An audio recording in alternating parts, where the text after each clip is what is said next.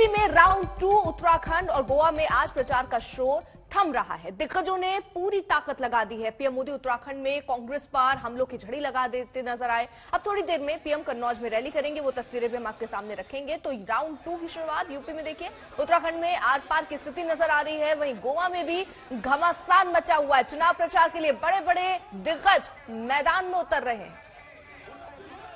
वो लोगों को वैक्सीन के लिए गुमराह करते थे।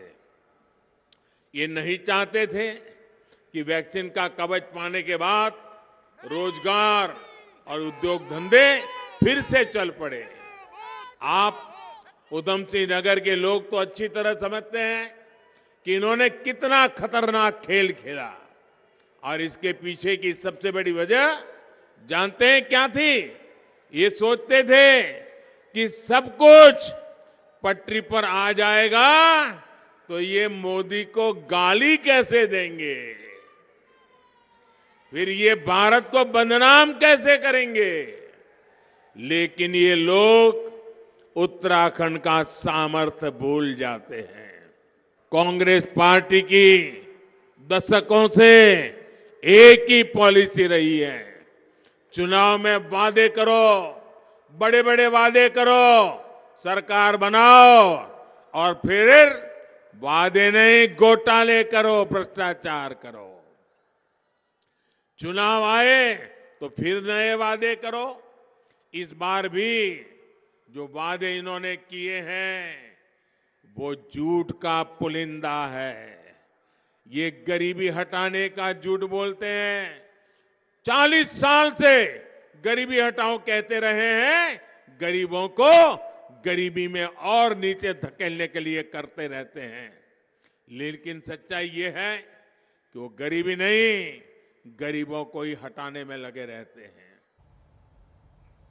यूपी में दूसरे दौर में 55 सीटों पर 14 फरवरी को मतदान होना है। प्रचार के आखिरी दिन सीएम योगी ने की आज तक से खास बातचीत की। उत्तर प्रदेश के मुख्यमंत्री योगी आदित्यनाथ ने उत्तराखंड में टिहरी में आज पहली फिजिकल रैली को संबोधित किया है। आखिरी दिन है चुनाव प्रचार का। योगी जी, उत्तर प्रदेश में दूसरे चरण का, उत्तराखंड में पहले चरण का मतदान का आज आखिरी प्रचार है। किस तरह का रिस्पांस आप उत्तर प्रदेश में, यहाँ उत्तराखंड में आपने देखा? भारतीय जनता पार्टी जिंदाबाद। देखिए, उत्तर प्रदेश में प्रथम चरण का मतदान उत्तर प्रदेश में थोड़ा हो चुका है, और मैं इस बात को मानता हूं कि पहले चरण में आप लोगों ने इस बात को देखा होगा कि भारतीय जनता पार्टी 2017 की पुनरावृत्ति वहां पर कर रही है। 300 से अधिक सीट भारतीय जनता पार्टी उत्तर प्रदेश में जीतेगी। और पहले चरण में आपने देखा होगा कि दल की सीमा, जाति की सीमाओं को तोड़ करके जनता ने भारतीय जनता पार्टी को दिया है। खासतौर पर माताओं ने, बहनों ने, युवाओं ने, इस सभी तबकों ने भारतीय जनता पार्टी को समर्थन दिया है। उत्तर प्रदेश में भारतीय जनता पार्टी प्रचंड बहुमत की सरकार बनाएगी। 14 को दूसरे फेज में 55 सीटों पर फिर चुनाव वहां पर है, और हम लोग वहां पर बनाएंगे। सेकंड फेज में भी हमारा अच्छा आएगा। उत्तराखंड में आज मैं पहली सभा में यहां पर आया हूं, और डबल इंजन की सरकार, और उत्तराखंड के लिए तो ट्रिपल इंजन हो जाएगा, क्योंकि उत्तर प्रदेश, उत्तराखंड और दिल्ली तीनों मिलकर के काम करेंगे प्रधानमंत्री मोदी जी के नेतृत्व में। तो इसका कई गुना लाभ उत्तराखंड को प्राप्त होगा। आज जो उत्साह यहां पर है, उस उत्साह के लिए मैं विश्वास के साथ कह सकता हूं कि उत्तराखंड में भी भारतीय जनता पार्टी की प्रचंड बहुमत की सरकार बनेगी। और राष्ट्रीय सुरक्षा के लिए भी, यहाँ के विकास के लिए भी उत्तराखंड में भारतीय जनता पार्टी की सरकार अवश्य बनेगी, ये मेरा विश्वास है। योगी जी, जो पहले चरण का मतदान रहा है उत्तर प्रदेश में, जिस तरह का वोट परसेंटेज दिख रहा है 60% के, आपको लगता है कि वो वोट बीजेपी के लिए पड़ा है? देखिए, वोट परसेंटेज वही है जो 2017 का है, और उसी वोट परसेंटेज के साथ हम लोग जो है वहां पर आज भी काम कर रहे हैं। अच्छा रुझान है, और ये मान के चलिए कि भारतीय जनता पार्टी वहां पे प्रचंड बहुमत की सरकार बनाएगी। एक सवाल उत्तराखंड को लेकर, यहाँ पर अब चुनाव अब खत्म हो रहा है, लेकिन आते आते बात मुस्लिम यूनिवर्सिटी और यहाँ पर कांग्रेस को लेकर जो बीजेपी सवाल उठा रही है कि वो जुमे की नमाज की हरीश रावत ने छुट्टी दी थी, आपने भी इस मुद्दे को यहाँ पर उठाया। देखिए, उत्तराखंड देवभूमि है। देवभूमि में हम किसी के साथ जाति मत मजहब के आधार पर भेदभाव नहीं करते हैं, लेकिन किसी दल को यहाँ की पहचान को समाप्त करने का कोई अधिकार नहीं होना चाहिए।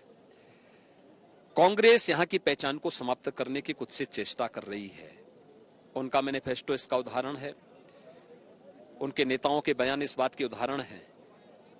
ये देवभूमि के रूप में ही रखना चाहिए और इसमें मुझे लगता है कि यहाँ की आस्था का सम्मान होना चाहिए। एक आखिरी सवाल महाराज जी, उत्तर प्रदेश में आपको लगता है कि आपकी जो चुनौती है वो कांग्रेस को, आपने सीधे कहा कि दो भाई बहन कोशिश कर रहे हैं उत्तर प्रदेश में, लेकिन वो तो चुनौती किससे आपकी, समाजवादी पार्टी? देखिए, उत्तर प्रदेश में बीजेपी के लिए कोई चुनौती नहीं है, लेकिन मैंने केवल इस बात को ले कहा है कि कांग्रेस में, मैंने किशोर उपाध्याय जी को तो आज से 15 वर्ष पहले कहा था, मैंने कहा बीजेपी में आपको आना चाहिए। बीजेपी आपकी विचारधारा को, जिसको लेकर के आप काम कर रहे हैं, जिस विजन को लेकर काम कर रहे हैं, जो मिशन आपका है, उसको लेकर के बीजेपी आपका सपोर्ट कर सकती है। और मैंने तब भी कहा था, मैंने कहा देखिए, कांग्रेस को समाप्त करने के लिए किसी और की आवश्यकता है ही नहीं। दो भाई बहन पर्याप्त हैं कांग्रेस को समाप्त करने के लिए। और मैं उसी बात को कहता हूं, पंजाब बचा था, पंजाब भी उनका चला गया है। बाकी और जगह भी एक एक करके कांग्रेस जा रही है, इसलिए वजूद ही नहीं उनका कोई। एक सवाल जनरल विपिन रावत को लेकर, प्रधानमंत्री ने भी उनको कल याद किया अपनी रैली में, आपने भी उनको याद किया, 2018 में उनको साथ आप यहाँ पर थे। प्रधानमंत्री ने कहा कि जो कांग्रेस है वो सैनिकों का अपमान करती है, यहाँ सैन्य धाम बीजेपी बनाने की बात करती है। जनरल विपिन रावत को लेकर जो उन्होंने कहा था, उसको लेकर आप क्या कहना चाहिए? देखिए, जनरल विपिन रावत हमारे गौरव थे और इसीलिए उत्तर प्रदेश सरकार ने मैनपुरी के अपने सैनिक स्कूल का नाम जनरल विपिन रावत के नाम पर किया है। और जनरल विपिन रावत उत्तराखंड के विकास के साथ साथ देश की सुरक्षा के लिए उन्होंने जो कार्य किए थे वह अत्यंत ही प्रेरणादायी थे, महत्वपूर्ण थे। हमें उन पर गौरव की अनुभूति है। उत्तराखंड में सबने अपने अपने दावे किए हैं। सीएम धामी फिर वापसी का दम भर रहे हैं तो पूर्व सीएम हरीश रावत बदलाव की बात करते हैं। आगामी नई बीजेपी सरकार अपने शपथ ग्रहण के तुरंत बाद न्यायविदों, सेवानिवृत्त जनों, समाज के प्रबुद्ध जनों और अन्य स्टेक होल्डरों की एक कमेटी गठित करेगी जो कि उत्तराखंड राज्य के लिए यूनिफॉर्म सिविल कोड का ड्राफ्ट तैयार करेगी। इस यूनिफॉर्म सिविल कोड का दायरा विवाह, तलाक, जमीन जायदाद और उत्तराधिकार जैसे विषयों पर सभी नागरिकों के लिए समान कानून, चाहे वो किसी भी धर्म में विश्वास रखते हों, होगा।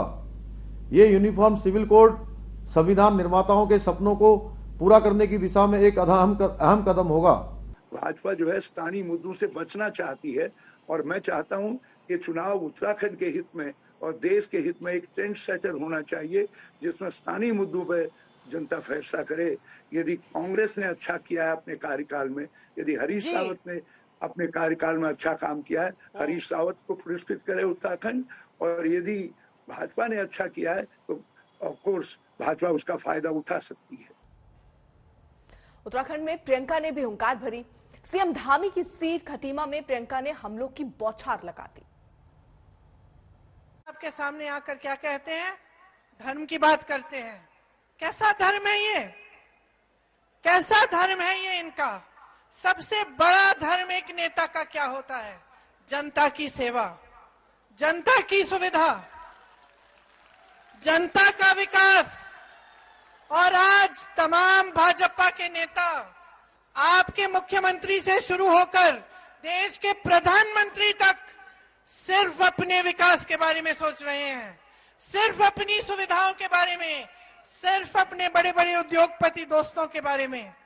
आपके बारे में कोई नहीं सोच रहा। कुछ दिनों पहले प्रधानमंत्री जी ने संसद में कहा कि कांग्रेस पार्टी ने इन लोगों की मदद की कोरोना फैला दिया पूरे देश में राजनीति करके। तो हम क्या करते, मैं पूछना चाहती हूँ। आपके भाई बहन सड़क पे चल के आ रहे थे, पैदल आ रहे थे, कोई सुविधा नहीं थी, कोई साधन नहीं था। क्या हम उनको ऐसे ही छोड़ देते? तो मुझे याद है हमने कितनी जीपों का इंतजाम किया, बसों का इंतजाम किया। क्यों किया? हम राजनीति कर रहे थे क्या? हम अपना धर्म निभा रहे थे।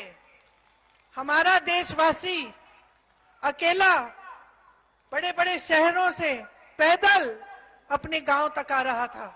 हमारी सरकार ने उसको भगवान भरोसे छोड़ा, हमने उसकी मदद की, राजनीति के लिए नहीं, क्योंकि हमारा धर्म था। बीजेपी अध्यक्ष जेपी नड्डा ने आज पंजाब के बालचौर में प्रचार किया। उन्होंने चंनी सरकार पर जमकर हमला बोला। ये वो लोग थे जिन्होंने 1984 में दिल्ली में दंगों में अपने हाथ खून से रंगे थे। ये वो लोग थे जिन्होंने मानवता का तांडव नृत्य किया था, जिन्होंने मानवता को शर्मसार किया था। मैं सिख भाइयों से पूछना चाहता हूं, बताइए आपका खैर खवा कौन है? बताइए आपका रक्षक कौन है? बताइए आपके लिए किसने लड़ाई लड़ी? बताइए किसने आप माताओं के आंखों के आंसू को पोंछने की ताकत रखी? ये नरेंद्र मोदी जी है। और एक दो दिन नहीं, 30 साल बीत गए, 30 साल दंदनाते रहे। उनको जेल के पीछे डालने का काम किया तो यशस्वी प्रधानमंत्री नरेंद्र मोदी जी ने किया। यह आपको याद रखना चाहिए। आज हरियाणा में रोजगार कैसे आ रहा है और पंजाब में क्यों नहीं आ रहा? क्या कारण है? 2 स्टेट अगल बगल की स्टेट है। हिमाचल में रोजगार आ रहा है, यहां क्यों नहीं आ रहा है? 2 स्टेट है, एक तो पहाड़ी क्षेत्र है जहां पर वैसे भी रोजगार के साधन कम हो सकते हैं, लेकिन वहां भी रोजगार आ रहा है, और यहां क्यों नहीं आ रहा है? यहां इसलिए नहीं आ रहा है क्योंकि यहां के नेता के नियत में खोट है। पंजाब में आपके सीएम उम्मीदवार भगवंत मान भी जनता के बीच पहुंचे, वोट मांगते नजर आए, लेकिन उनका अंदाज कुछ अलग था। तेरी गोद नू चन और बतेरे, माता दिए तेरी गोद नू चन और बतेरे, तू मगदारी में सूरजा कमियां दे बेड़े, तू मगदारी में सूरजा कमियां दे बेड़े, दंग करेड़े, तू मगदारी में सूरजा कमियां दे बेड़े, तू मगदारी में सूरजा कमियां दे बेड़े, जिथे जमदा बंदा सीरिए, तकिया दी मीरी पीरिए, जिथे करते हेड पंजीरिए, बापू दे गर्जे सूद पुत जमदे डेरे, तिया होंगे परतियां आसमान चढ़ेरे, तू मगदारी में सूरजा कमियां दे बेड़े, तू मगदारी में सूरजा कमियां दे बेड़े। फिलहाल रुक रहे एक छोटे से ब्रेक के लिए। आप देखते रहिए आज तक। आज तक बेमिसाल 20 साल, पावर्ड बाय ईबिक्स कैश, हर खुशी के लिए काफी है। कोलेस्ट्रॉल की दवा व ब्लड थिनर्स कोलेस्ट्रॉल घटाने के साथ साथ आपके ब्लड प्रोफाइल को नियंत्रित कर देते हैं, इसलिए लिपिडोम से प्राकृतिक रूप से कोलेस्ट्रॉल घटाइए। 1000 लू या ना लू? लू या ना लू? अरे चिंटू का बैग भी तो लेना है। जस्ट शॉप ऑन मीशो, यहाँ दाम है सबसे कम, यानी बजट पे नो लोड। ठंड पड़ी, ठंड पड़ी, ठंड पड़ी, पर तैयारी हुई पूरी। बिट्टू, गोवर्धन घी लेते आना। ठंड की तैयारी बाहर से ही नहीं, अंदर से भी गोवर्धन घी के साथ, जो ठंड में भी सेहत और गर्माहट बनाए रखे। गोवर्धन घी। कलर्स पर रात 10 से 11 बजे देखिए मोहब्बत के 2 सबसे बड़े किस्से। रात 10 बजे परिणीति। 3 जिंदगियों को किस्मत ने ऐसे बांधा कि प्यार को होना पड़ा आधा आधा।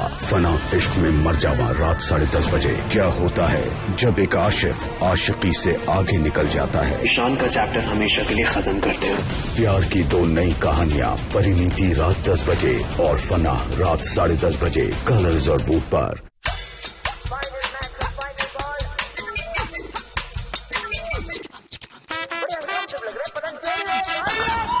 रूपा frontline drips and drawers with imported rubber waist band, ये आराम का मामला है।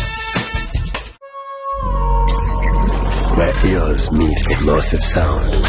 I'm having a blast, life's moving really fast cause the tech goes bold.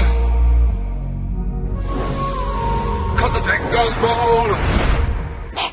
अच्छी जॉब के लिए it's a war out there, but at Parul university रहो बेफिक्र, क्योंकि इनको बोलने की जरूरत ही नहीं, इनके प्लेसमेंट्स बोलते हैं। पारुल यूनिवर्सिटी, बडोदरा, गुजरात। भूल गई?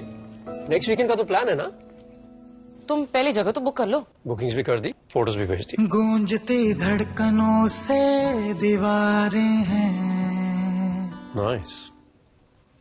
Not nice, it's beautiful. आज घर सेरा, कुछ पल घर के नाम। दौड़ेगा भागेगा, बाबा ऑल सीजन्स के लिए कुछ भी करेगा। I am a man of all season. ये हमें कवर करता है, पर इनको कौन कवर करता है? टाटा AIG हेल्थ इंश्योरेंस का comprehensive coverage, masks, gloves and PPE kit included. Tata AIG health insurance, trusted नाम, फैंटास्टिक काम। शादी का किचन महके जहाँ, गोल्डी किचन किंग मसाले 100% हो वहाँ। गोल्डी किचन किंग मसाले, जहाँ जाए रिश्ते बनाए, जहाँ जाए रिश्ते बनाए, गोल्डी मसाले। Thinking of buying a car? तो MRL चेक वाली ही लेना यार। Cars 24 में होता है MRL चेक, ऊपर नीचे आगे पीछे सब check. So if you wanna dance then don't take a chance, MRL बस तो गाड़ी first class class class. Download Cars 24 app, Cars 24, a whole new world of cars। शुरू हो रहा है टॉप 14 का पुनः उत्साह।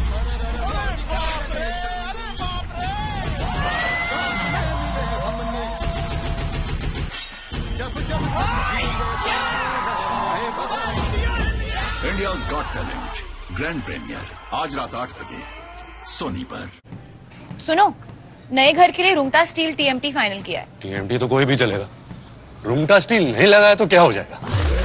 क्या हो जाएगा?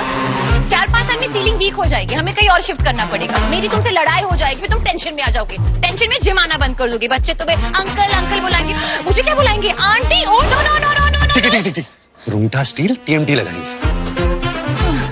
फाउंडेशन सही तो फ्यूचर सही। रूंगटा स्टील TMT बात एकदम सॉलिड।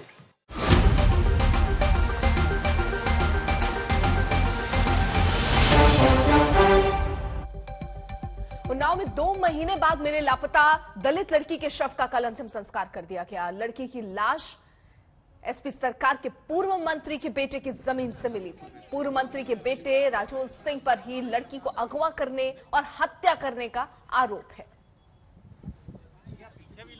ये तो पहले दिन से देखा जा रहा है कि उन्हें समाजवादी पार्टी ने ही ऐसे तत्व राज्य मंत्री का दर्जा प्राप्त किए थे, और अभी चुनाव में जिस प्रकार की प्रथम सूची के दौरान और उसके बाद जिस प्रकार से इन लोगों ने प्रत्याशियों के टिकट दिए हैं, ये तो समाजवादी पार्टी के जीन्स का हिस्सा है। अपराध, पेशेवर माफिया और अपराधियों को संरक्षण देना, दुराचारी और दुष्कर्मियों को संरक्षण देना, इनके उसका हिस्सा है। और यह जनता जनार्दन ये सब देख रही है। एक खंडन करने से नहीं होगा, सच्चाई को उनको सामने रखना होगा। जिस पर आरोप है उससे समाजवादी पार्टी का कोई नाता नहीं है। पुलिस प्रशासन कड़ी से कड़ी कार्रवाई करे, और जहां तक जो समाजवादी पार्टी में वो 4 साल पहले मर चुके हैं, 4 साल पहले उनका देहांत हो चुका है। उनके जिन पे आरोप है बेटे पर, वो पार्टी के किसी भी संगठन में किसी भी पद पर और कोई सदस्य पार्टी के नहीं है। मैं तो ये कहूंगा कि पुलिस आखिरकार क्यों इंतजार कर रही थी? जिस समय FIR दर्ज हुई, और FIR दर्ज जब हुई और कार्रवाई आज की क्या पुलिस सोती रही? आखिर उत्तर प्रदेश की पुलिस कानून व्यवस्था को बेहतर करेगी कि नहीं करेगी? एफआईआर दर्ज होने के कितने दिनों बाद कार्रवाई हो रही है? ये जिम्मेदारी किसकी थी?